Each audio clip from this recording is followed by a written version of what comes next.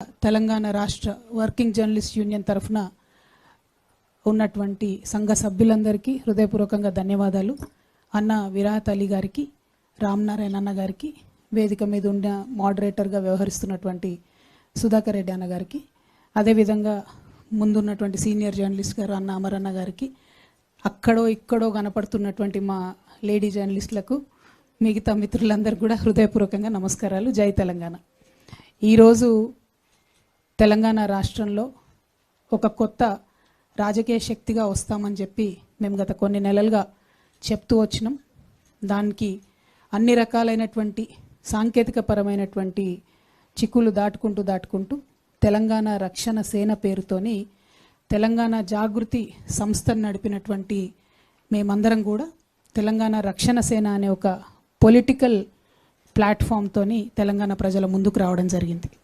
At the same time Telangana Jagruthi as an NGO అట్లానే కొనసాగుతుంది.